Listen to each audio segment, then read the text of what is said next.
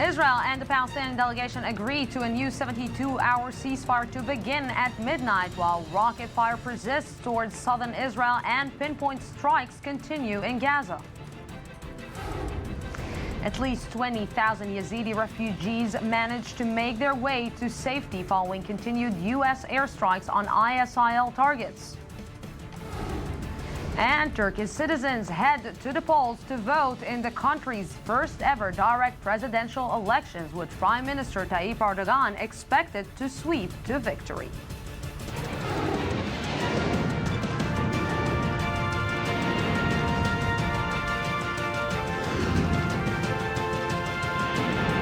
The News Today with Lucy Aharish. Welcome to the News Today. Welcome to our fresh the News Today. And of course, tonight we will be with you in Israel, in Gaza, and of course in Turkey, and with the rest of our headlines. Before that, we will be, of course, with our reporters on the ground, and they will be following us. Amjad Abu Arafi, Eli Ochenberg, and Lea Bardugo will be with us tonight. And we will start for Israel and Hamas. The clock is ticking in Cairo. Egypt is now calling on both sides to accept a new 3-day ceasefire beginning at midnight. Reports out of Egypt suggest that the sides have accepted and will work on a longer-term resolution during those 72 hours, but Israel has continued to reiterate it will not negotiate under fire. And indeed, the fire continues. Brigades of rockets continue to be launched at Israel's southern communities, with over 30 rockets fired from only today. And the IDF responding with pinpoint airstrikes in Gaza. Exactly what is the situation in Cairo and within the divided Palestinian delegation? And joining me on set is Dan Gillerman, former Israeli ambassador to the UN. Good evening. Thank you very much for coming. Good evening, Lucy.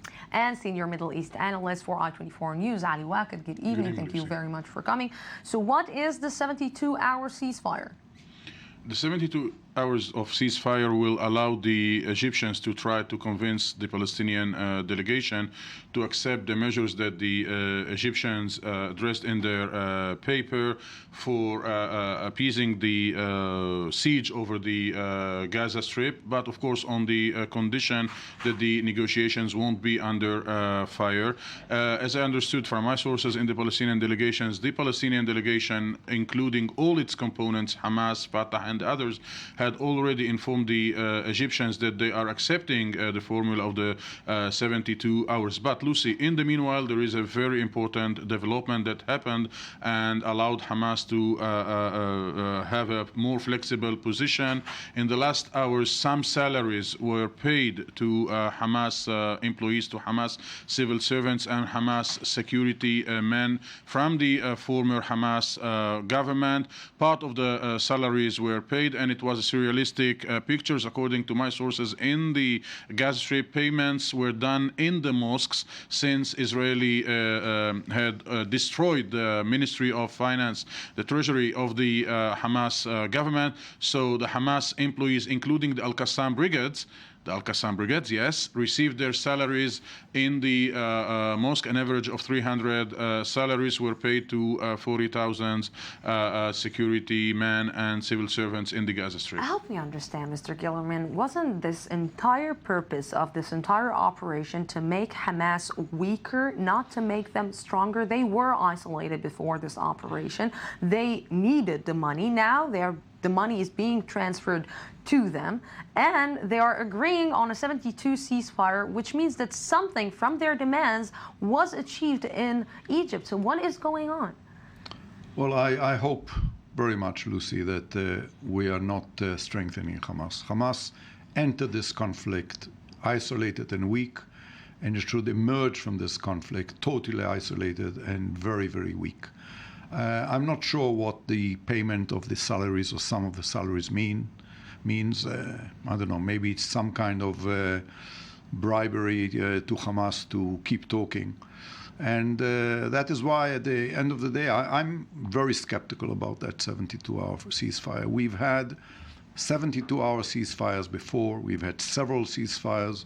All of them were broken by Hamas. And I think, quite frankly, and I'm saying this as an Israeli, that the spectacle of a country such as Israel sitting on Friday night and sort of holding its breath to see whether Hamas will decide to break the ceasefire and start firing rockets at 8 a.m. on Saturday morning, which is what we had literally a week ago, is, I don't think, what a sovereign country should be like. And therefore, I hope, if there is indeed a 72-hour ceasefire, that it is the last interim ceasefire, that at the end of those 72 hours, we will know that we're heading for a very comprehensive agreement. I think Israel should use those hours in order to mobilize the new coalition that has emerged out of this conflict, namely Egypt as heading that coalition, as the major force in the region, and as the one that wants really to, restore its leadership over the Arab world. Saudi Arabia, some of the Gulf countries, we certainly need the Americans and Europeans to endorse it. But I think that Israel should aim for a very comprehensive, long-term solution, and mainly political, diplomatic arrangement, which will totally change the reality on the ground in Gaza. Otherwise, these 72 hours are just a waste of Lucy, time. I disagree with your definition that this can strengthen Hamas. This can give Hamas maybe a bone to say to the people. But would they accept the ceasefire if they didn't reach anything right now in the negotiation in Cairo? No, the answer is no. But the truth is that this payment won't change the balance of power within the Palestinian delegation. We should remember that the Hamas accepted, and it's not something normal, that Hamas accept the fact that a Fatah senior leader will lead the Palestinian delegation. The decisions are made in the Muqata by the president of the Palestinian Authority. It is true that Hamas can have a huge impact, and we saw that when they do refuse, that they can restart shooting, etc. But Hamas made the calculation, and in calculations of Hamas, there are 5,000 houses demolished in the Gaza Strip. There are more than 100,000 Palestinians still in the schools of UNRWA, and Hamas saw this. So this payment allowed Hamas to say we achieved something. And the other point that was achieved in the last days, that the Egyptians understood that they cannot humiliate Hamas until forever, and they understood that they have an opportunity to lead a campaign for the reconstruction of Gaza, and now to be the first enemy of the Gazans, because now the Gazans, an average Gazan in the street, understand that the problem is not with Israel. The problem is more with the Egyptians that are saying that about everything, that this is a red line, we cannot accept this, we cannot accept that, and Israel is somehow stuck in between Hamas and the Egyptians. Can Israel accept let's say the release or the release of the blockade on the Gaza Strip, because it was one of the biggest demands that Hamas put on the table? Israel can accept an apparatus that will supervise, that will follow the measures of the Egyptians, an international commission that can make sure that the lifting of the blockade won't be turning again into a smuggling of arms to the Gaza Strip. And here we should clarify, Lucy, the Egyptians in the last 15 months made huge efforts to turn Hamas attempts to smuggle weapons into the Gaza Strip much more harder than it was ever. More than 1,500 tunnels were destroyed by the Egyptian army. And this is something that Hamas took into consideration. Their capacity to smuggle once again to the Gaza Strip became much more harder. Every rocket, long-distance rocket that Hamas shoot, it is a rocket that Hamas loses from its arsenal. And all this calculation, the people in the refugees, the new refugees of the Gaza Strip, the salaries that were paid, and the fact that Hamas arsenal is being diminished, brought Hamas to the decision to accept this 72 hours. Now,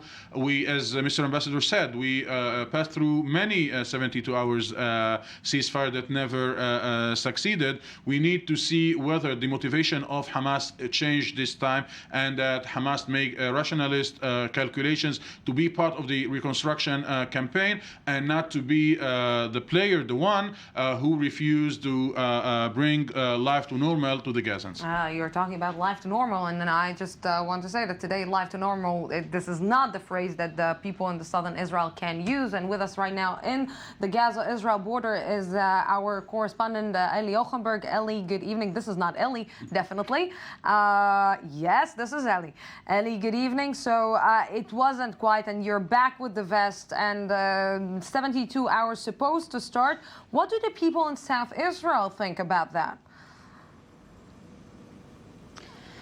Well, Lucy, as you said, we're heading towards a second 72-hour ceasefire, but the southern residents are very much frustrated. They had a very intensive weekend. Since the first 72-hour ceasefire ended Friday morning, they experienced heavy barrages of rockets from the Gaza Strip towards several areas in southern Israel. And today, all throughout the day, we could hear red siren alerts going off in several different places here. And the southern residents were instructed to come back to their houses when the first ceasefire came into effect. They were told that this area is now safe, but as we can all know, now it is not a safe area, not yet either way, and they are very much frustrated. They are angry that they were instructed to come back to their houses.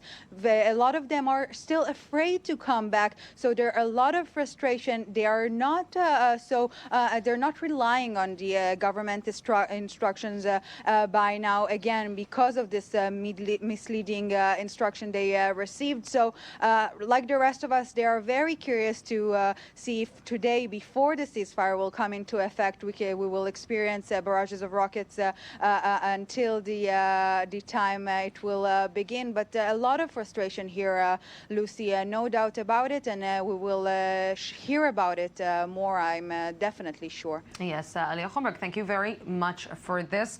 And to take a deeper look at the events of the last day, more from I-24 News correspondent Shai Ben-Ari. As both Israel and Hamas dig into their respective positions on the negotiation front, the situation on the battlefield is also something of a stalemate, though certainly not a quiet one.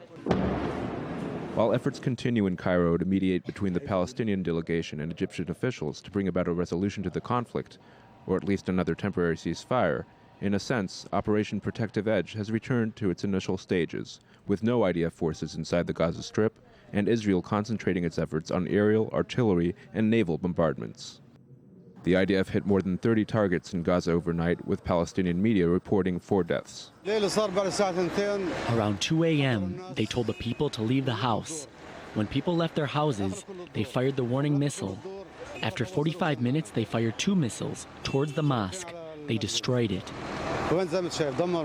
Meanwhile, following the apparent destruction of most of the terror tunnels running under the border, Palestinian militants are focusing their efforts on firing rockets and mortars towards southern Israel, though a drop in pace has been noted, with only 32 launches throughout Saturday and limited fire on Sunday as well. Israel has been adamant that as long as the firing continues, talks will have to wait. Israel will not negotiate under fire. At no stage did we declare Israel's military offensive was over. The operation will continue until its objective, the restoration of quiet over a protracted period, is achieved. How long this stalemate holds before we see a resolution of the conflict, or perhaps yet another escalation, remains to be seen. Mr. Gillerman, this is obviously something that maybe it's a little bit confusing to the Israelis and to the international community and to the people who are living in Gaza. Let's try to make some order. Israel, where is it standing right now? Because we're seeing that the United States decided to just not intervene this time. We're seeing new allies playing in this game. We're seeing Saudi Arabia, we're seeing Qatar, we're seeing the United Emirates, Arab Emirates. We're seeing a lot of people, Jordan, a lot of people playing in this in one way or another, and Israel may find itself in a position where it will have to take a decision. And it seems that Benjamin Netanyahu, during all this operation, didn't exactly take a precise decision. Well, you know, I'm struck by your commentator's comment where he said, among other things, that today there were only 32 rockets fired at Israel. To me, that is a horrible definition. It's not his fault, it's a fact. But the fact that we're saying, today was a relatively quiet day, only 32 rockets. One rocket is too much. I don't know any other country in the world that would stand still for 10 seconds, let alone 10 days, as we did, while rockets are being fired at its cities and its villages and its schools and its kindergartens with a specific aim of killing women, children, and civilians. Now, Israel, after a month of this conflict, finds itself, I think, in a very unique situation because it does have the understanding and even the support, some of it public, some of it more discreet, of some of the major forces in the Arab world. The Egyptians, who are playing a very, very major role, the Saudis, some of the Gulf states. I can tell you that my feeling is that the main disappointment around the world and among those countries is that we didn't finish the job. But today, as we re-enter possibly another 72 hours of quiet and talks in Cairo, I would like to see Israel much more proactive, taking decisions as you want, not just reacting. Can you finish the job in the Gaza Strip? Look, there's no doubt. Without getting in, without reoccupying the Gaza Strip, without changing this entire, let's say, operation upside down and saying, okay, now we're not playing with you anymore. We're going to finish Hamas, like everyone are saying that this is what should happen. Can you finish the job? Look, I'm not a general, but I think that the Israeli military forces, the Israeli defense forces, have the capacity to finish the job. It could be at a high price. It could take a long time.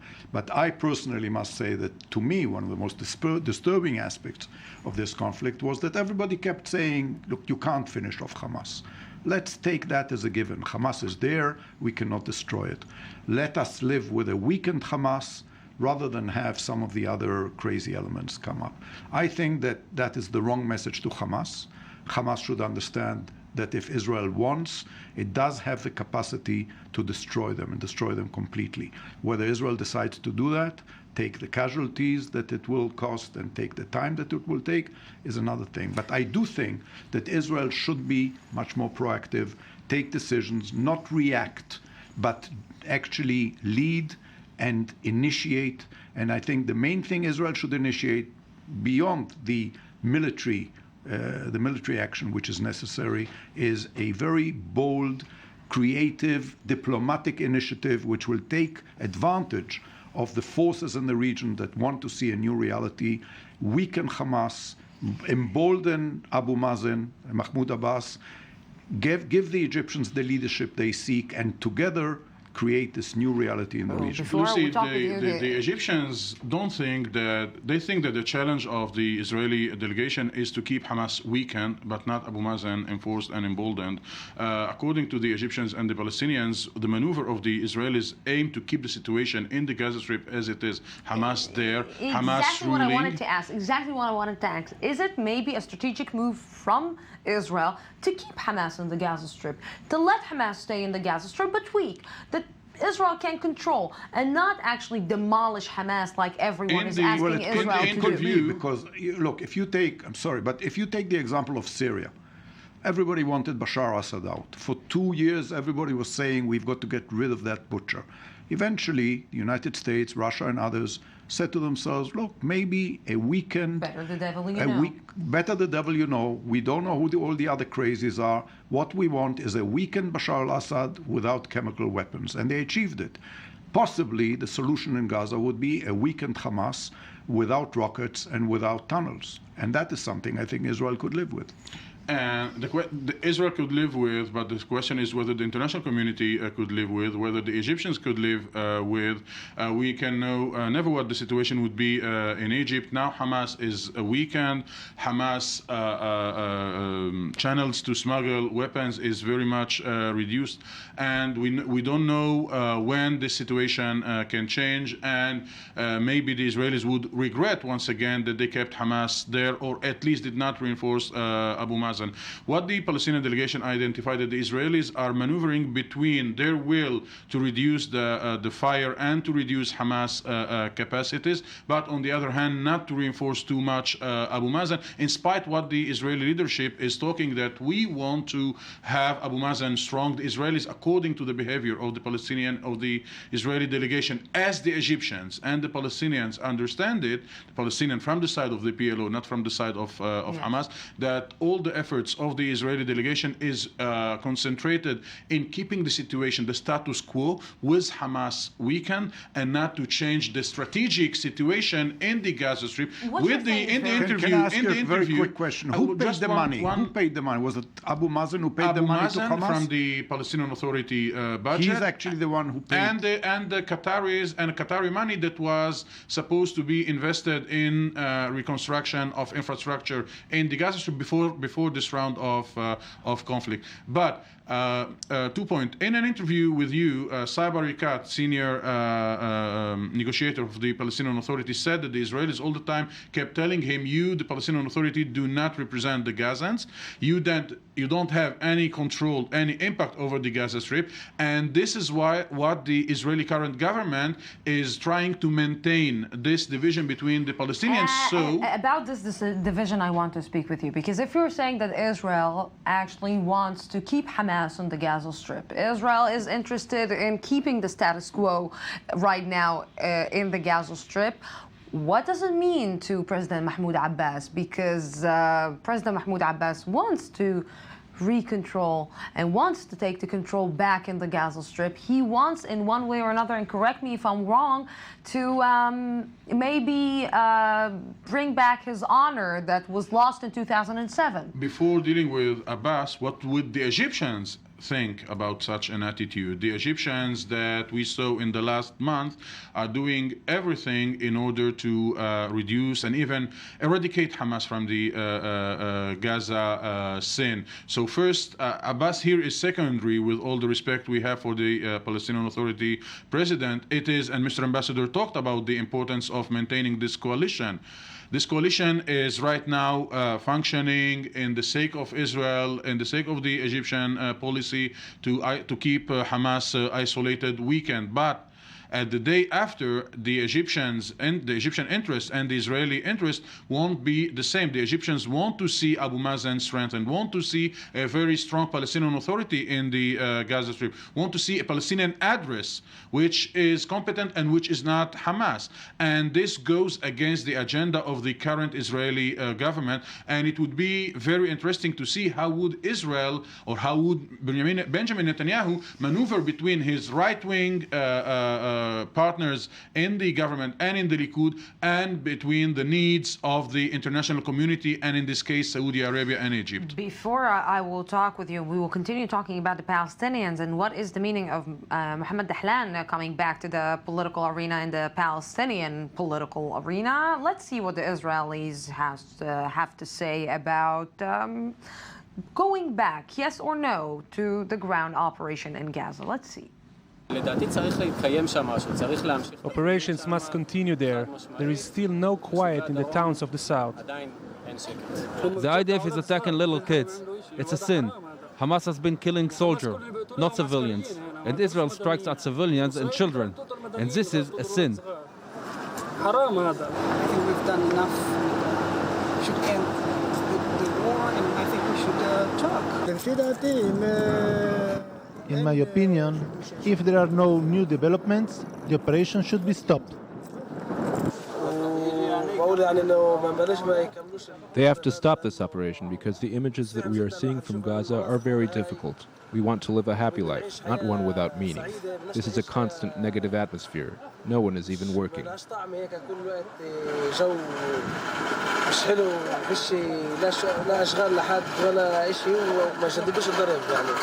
think that the main problem in Israel is the lack of leadership in the army and in the government, of course.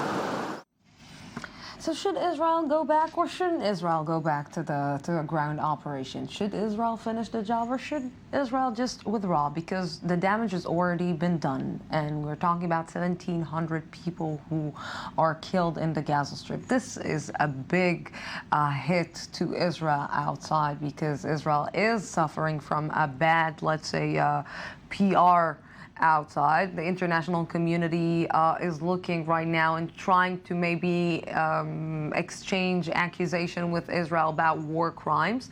Can Israel afford itself to continue the operation in Gaza? You know, I think if we talk about perception, and the perception you've described is right, and Israel is facing some PR problems. But, you know, as Menachem Begin said all those years ago, I would rather the world criticize the living Israel than eulogize a dead Israel. And I think the most important and far more important perception is whether Israel comes out of this conflict perceived as strong or as weak. The world is watching. Hezbollah is watching. Iran is watching. They expected this mighty Israeli army and great air force to demolish Hamas within a month. They may not have wanted it, but they expected it. A lot of other countries actually wished for it and wanted it. If Israel comes out of this conflict without a clear resolution, it may be perceived as weak. And weak in the very, very cruel and cynic and tough neighborhood we live in is very dangerous. So I think it is more important for Israel to come out with a very clear victory in this, whatever victory is. And, you know, people differ, measure it in different terms. But Israel has to come out of it with its deterrence untouched, with its might feared, and with everybody else realizing that they should never, one example is what happened to Hezbollah. We left Hezbollah in Lebanon. We did not demolish Hezbollah. But for 8 years, Nasrallah did not emerge from his bunker, and Hezbollah has not fired one rocket at Israel. Why? Because Nasrallah said that had he known what the results of his starting war with Israel were, he would never have done it. I want Hamas to feel the same way, and the rest of the world to realize it. If we maybe there's this poll in one way or another in the Gaza Strip or in the Palestinian Authority, what would they say? Should the Palestinians withdraw and give up on this operation, or should Hamas continue this operation in front of Israel? Well, unfortunately, in the Gaza Strip, people won't talk so freely and express their positions in a very free way. But there is a contradiction in the position, in the vision of the Palestinians.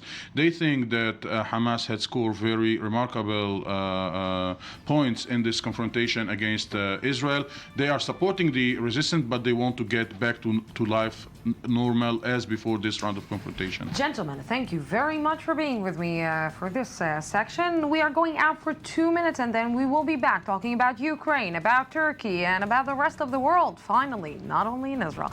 Don't go anywhere. 2 minutes, and I'll be back.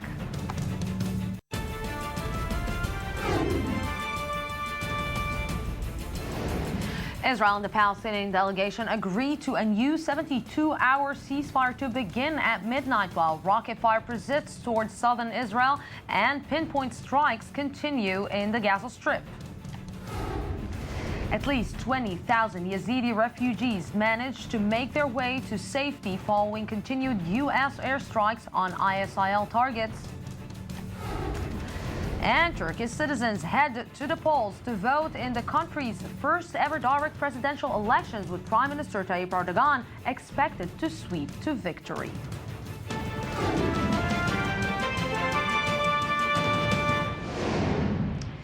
Yes, in Iraq, despite the chaos which continues to ravage the war-torn country, some positive developments emerged today as more than 20,000 Yazidi refugees managed to escape to relative safety, and 2 towns were retaken by Kurdish fighters battling ISIL militants. Still, for now, there is no end to the crisis. I-24 News correspondent Shai Ben-Ari has the details. A rare piece of good news emerged Sunday from the chaos which has engulfed Iraq over the past few months, when it became evident that at least 20,000 refugees belonging to the persecuted Yazidi minority managed to make their way to the relative safety of Iraq's semi-autonomous Kurdistan region. The Yazidis had been stranded on Mount Sinjar near the Syrian border in the summer heat with little food and water after fighters of the Islamic State in Iraq and the Levant had chased them from their villages and towns in northern Iraq. Reports say at least 500 members of this ancient ethno-religious group had been killed, some of them buried alive. How will our men fight if we don't have guns and bullets? Our men wouldn't run away if they had guns. My son, my daughter-in-law, my brother, and my daughter stayed there. My child's father is still there. He has been wailing for 2 days asking where his father is. Though according to reports several thousand Yazidis are still stranded on the mountain, the majority managed to escape following intense U.S. airstrikes on ISIL targets in the area. In a statement Saturday, U.S. President Barack Obama made sure there were no illusions concerning the severity of the situation and pledged to support the U.S.'s Kurdish allies in their fight against ISIL. I don't think we're going to solve this problem in weeks, if that's what you mean. I think this is going to take some time. American forces have conducted targeted airstrikes against terrorist forces outside the city of Erbil to prevent them from advancing on the city and to protect our American diplomats and military personnel. So far, these strikes have successfully destroyed arms and equipment that ISIL terrorists could have used against Erbil. Time will tell if this latest U.S. military intervention in Iraq will be enough to stem the tide. Yes, and with me now is Tom Harb, chairman for the American Middle East Coalition for Democracy. Good evening, Mr. Harb. Thank you very much for joining us. Good evening. So, Mr. Harb, what is expected to be ISIL response to the U.S. intervention right now in Iraq? Really, what is expected from President Obama is a plan of 3 points. Number one, a massive airstrike to stop the advancement of ISIS to the north or to the east. Number two, President Obama needs to supply the Kurds, the Christians, and the Yazidis with weapons so they could defend themselves. And number three, create an autonomy for the Christians and the Yazidis in their area so they could go back to their area rather than leave their area, go back to their area and defend their area. Those 3 points is mandatory by the administration to help the people on the ground and to sustain the massive advancement of the But Mr. Harb, are you still with us? On the ground. Yes, Mr. Harb, but is this move going to help this, yes, let's say, really cruel and rich terror organization that is starting to progress in the Middle East, like it's spreading like a disease? Is it going to help against them? Absolutely. When you have an international community united all together, they have a plan in place. So otherwise, if we are going to leave it up to the ISIS, they are going to go ahead and drive everybody, not even the Christians and the minorities. They're going to drive all the moderates, even the Sunnis, out of the region to create the caliphate. Either we stop them there where they started and push them back to their core, or we have to give in. Obviously, we must, as an international community and as United States as a superpower, they need to stop them in their place and push them back. And they need to do it with the UN, because the UN will step in and help. As we see from the French, they said they will step in. Even the UK, they indicated they are willing to help as well. Yeah, but the last time that we heard that the international community is actually going to step in, like the Americans, like the French, like the UK, they decided that it was in the Syrian case, and they didn't do it, and they decided to pull back. So what are the guarantees that this time they're actually going to get out and go against this terror organization? Well, because now it's a massive spread out by these organizations throughout the Middle East. And they are going to start using what we are afraid, if the administration does not do it and they keep just targeting here and there on a smaller scale, what the ISIS will do from the area they force the people out, they will bring Arab Sunnis people from Fallujah and different places to fill in the areas they've been immigrated, the Christians and the minorities been immigrated out of. And every time the U.S. hits a target, they're going to use a young and women as a human shield. The same thing Hamas used in Gaza to show the entire world those massive airplanes that are hitting innocent people. So the administration must have a plan. The Obama administration must come to the Congress and explain the plan and explain it to the whole world. They cannot retreat. How can these innocent people actually defend themselves in front of the ISIL?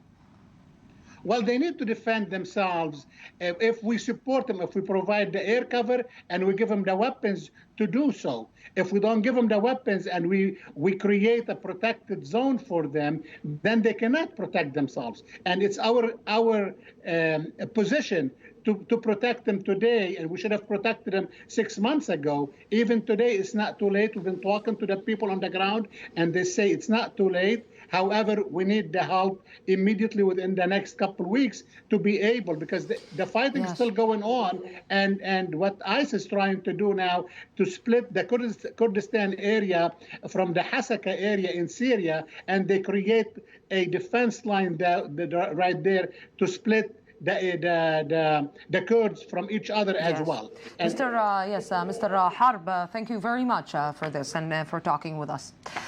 And the first presidential elections in Turkey are underway, with the leading candidate, Prime Minister Tayyip Erdogan, expected to sweep the votes. A year after the massive protest in Gezi Park, opponents of Erdogan are concerned his victory will pave the way towards an autocracy. I-24 News reporter Uri Shapira has more. An historic moment in Turkey, or just more of the same? The Turkish people are going to the polls today in a landmark election. For the first time in their history, they are voting to elect their president. But as it appears now, there is only one player in this game, Prime Minister Recep Tayyip Erdogan, perhaps the most dominant leader in Turkey in the last decade. Until today, the president of Turkey played a mostly symbolic role, but when Erdogan takes office, he is expected to change the constitution and turn the presidency into a country's executive powerhouse. Erdogan is considered a hardliner, not just in regards his approach to religion, but also in foreign policy. Turkey speaks bravely, while everybody else keeps mum. Turkey reaches out to the oppressed in Gaza, Syria, and Iraq, while the others turn their backs. Erdogan's main competitor in the race is Turkish diplomat and academic Ekmeladin Ihsanoglu. But perhaps the most interesting candidate is the pro-Kurdish Selahattin Demirtas. His sparking charisma is already giving him the title of the Kurdish Barack Obama. Do you think that Turks own this country? They don't. Even Turks don't own this country. This country belongs to a single person. It's owned by Erdogan only. A year after a controversy surrounding religion and freedom of expression brought millions of people to Gezi Park and beyond, the situation remains unsolved. Now, with Erdogan expected to gain even more power, the threats of a new wave of protests returns. Yes, and with me right now online from Istanbul is Begum Donmez, supervising editor of CNN Turkey. Good evening. Thank you very much for joining us. You're welcome. Thank you. Thank you. Begum, is there any sense yet of initial results?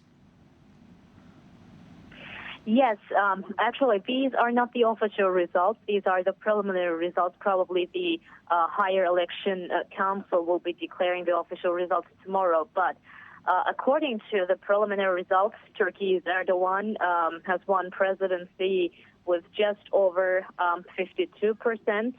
And his main contender, Ekmeladin Ihsanoglu, the joint contender of CHP and MHP, he's won 38.7% of the votes, and the Kurdish contender Selahattin Demirtas has won 9.2% of the votes. So these are the preliminary results, but these scores have given Turkish Prime Minister Erdogan a victory.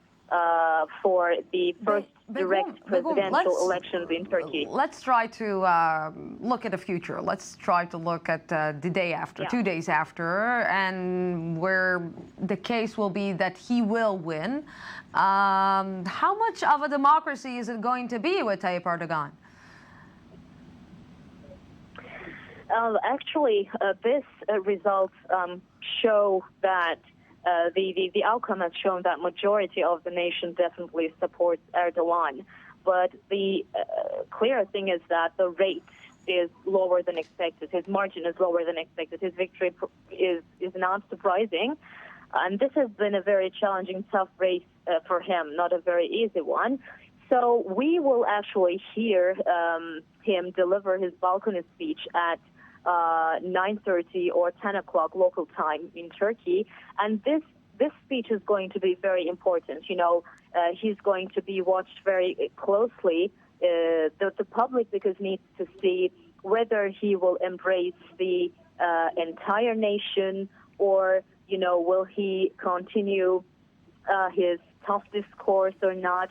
So this is going to be very important. But as far as what we know, what we have heard from different circles, is that he is to deliver a rather embracing speech after, you know, scoring this win during the first direct presidential elections in Turkey. So let's, you know, we know that he didn't leave any room for maneuver. How much room for maneuver is the opposition going to have after these elections? Actually, there are a few conclusions to be drawn out of these results in terms of the opposition. And one of them, actually, Ekmelettin İhsanoğlu, the main contender, it was calculated that he would get support from AKP voters, from the conservative people in Turkey, but that clearly did not happen. So the opposition has to reconsider its options after the outcome of those presidential elections. And it seems that he did not get much support from MHP, the Nationalist Movement Party, and that needs to be analyzed very carefully. And in another pillar of the opposition, and, you know, the maneuver for the opposition, is that the percentage of the votes Demirtas, the Kurdish contender, was able to get. So this result shows that there is a segment in society, other than the Kurdish people in Turkey, who support Demirtas, because with his peaceful discourse, because he always said that he's the voice of the suppressed.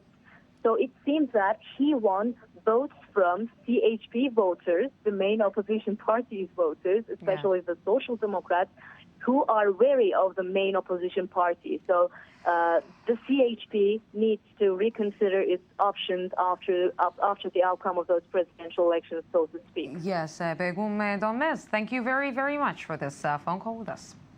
And now to economy.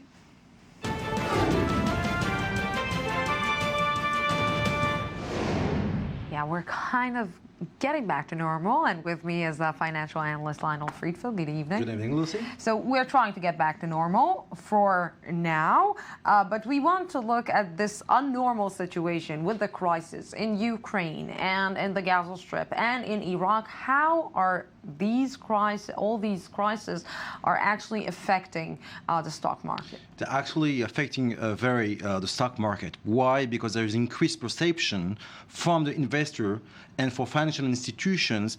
In the past, they say it's limited conflict, it will not have an impact on share price. But today, we'll see, just to give you an example, in Paris, the CAC 14 since June lost 10%. The FTSE in London lost 4%. The DAX also in Germany lost also like a 10.6%. And even stock markets in the US, if you're looking, S&P 500, they have a very strong result from corporates. They lost 4%. Even the NASDAQ, which is related to technology company in the US, lost 3%. So the stock markets are going minus, but somebody is gaining from these crises. somebody is getting definitely why the share price are going down is basically investors, realize that there is political conflict today, and it's not as simple because it has an impact on the economy. I give you an example. Basically, Russia and Ukraine, when Russia invaded Crimea, the port of Ukraine, at the beginning you have, kind of a civil war. But today, Russia is putting an embargo. They don't want to import anymore any food and beverage from the US, from Europe, and let's say an example, like Germany was exporting a lot of goods to Russia, and now they don't make a lot of money out of it. So if we want to look at the current crisis here in Israel and the current operation in Israel, how is it affecting the economy in Israel? The stock market actually was pretty stable because people know that in Israel, unfortunately, you have conflict every month, every 6 months, every 2 years. You have conflict, and they know it's for a limited period of time. So actually, the stock market was pretty flat. And this is, if you look in a range of 30 years of conflict in Israel, the returns of the stock markets, the Tel Aviv Stock Exchange 100, the largest 100 companies in Israel, had a return of 2,500% of returns. If you compare it to the US, for the same last 30 years, you had a return of 400%, meaning that the economy is robust in Israel. If we want to look right now at all these terror organizations that are acting, because we know that politics and terror and money also go together in one way or another. From where are these terror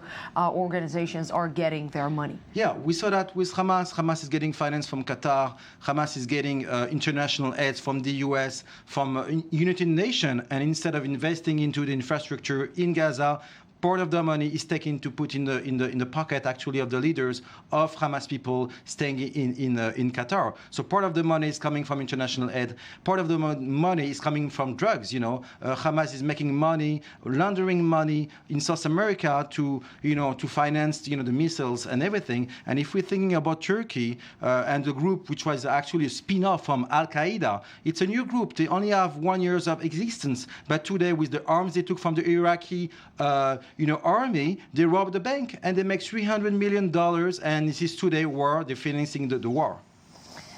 Rob a bank, you're saying. Lionel Friedfeld, thank you very much for this. Ukrainian government forces have pounded the main pro-Russian stronghold in Donetsk as rebels announced they are ready to call for a ceasefire. In the meantime, the debate regarding Russia's attempt to move forces inside Ukraine for humanitarian aid continues. I-24 News reporter Ur Shapira has the story. After months of unrest and hundreds of casualties, the pro-Russian rebels in Donetsk said they are ready for a ceasefire as defeat looms at the hands of Ukrainian government forces. In the meantime, tension between Ukraine and Russia continues. Ukrainian officials said Saturday that they have managed to stop a Russian attempt to send troops into Ukraine under the guise of peacekeepers, aiming to provoke a large-scale military conflict. Other international players, such as the UK and US, also expressed their deep opposition to Moscow's plan. Therefore, any further unilateral intervention by Russia into Ukrainian territory, including one under the guise of providing humanitarian aid, would be completely unacceptable and deeply alarming. During the last few days, fighting in Donetsk has intensified, and the residents found themselves trapped in the besieged area as food and supplies ran out. Fears of a possible Russian invasion caused many to leave their homes. Others had to stay in the endangered city. It is horror. Horror, I say. If you consider us Ukraine, why do you do this to us? If you consider us strangers, leave us alone. Leave us alone. The lengthy cat-and-mouse game continues in Ukraine as well as in the diplomatic arena. But as Donetsk streets are deserted, and despite a possible truce between the government and the rebels in the offing, no one can tell for sure when this crisis will come to an end. Guinea closed its borders with Sierra Leone and Liberia on Saturday in a bid to halt the spread of an Ebola epidemic that has killed nearly 1,000 people in 3 countries this year. Yoav Borowitz has more on the deadly virus that possesses a major scare in West Africa and beyond. If we haven't done enough so far, I come here to apologize to you for that. Liberia's president, Ellen Johnson Sirleaf, apologized on Saturday for the high death toll among the country's healthcare workers who have fought an Ebola outbreak, which has killed nearly 1,000 people in 3 countries. The disease has put a severe strain on the health systems of affected states, and governments have responded with a range of measures, including the declaration of national emergencies. Authorities in Nigeria's capital Lagos appealed Saturday for volunteers to help fight the outbreak of the deadly virus after admitting they lacked medical personnel.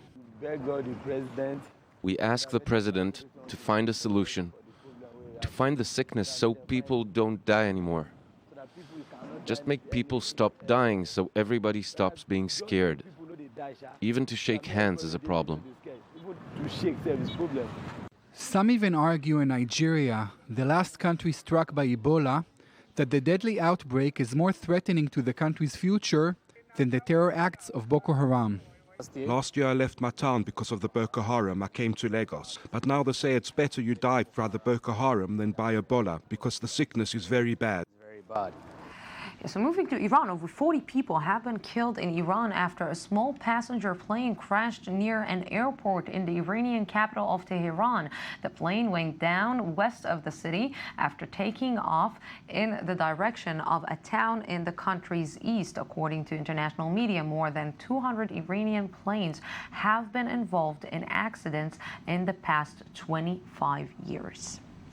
We're back to Israel. Nahal Oz is a village located near the Gaza border.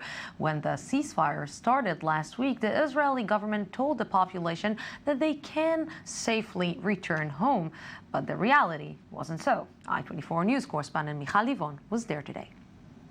Kibbutz Nahal Oz, 850 meters from the Gaza border, is far from being back to normal. Only 80 of its 350 residents remain following Operation Protective Edge. There is not a real ceasefire in this area. Operation Protective Edge only raised the missiles issue to the whole country.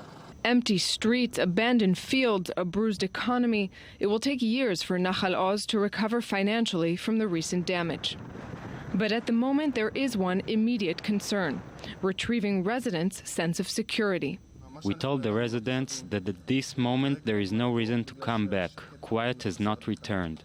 The reality of rockets has become a familiar one in this region, and even the network of tunnels wasn't a surprise to many, though its psychological effects are vast. While none of the threats are entirely new, one thing is certain: residents here are fed up. That unless we make an agreement, there is no hope for us. And it's very discouraging. And now to sports.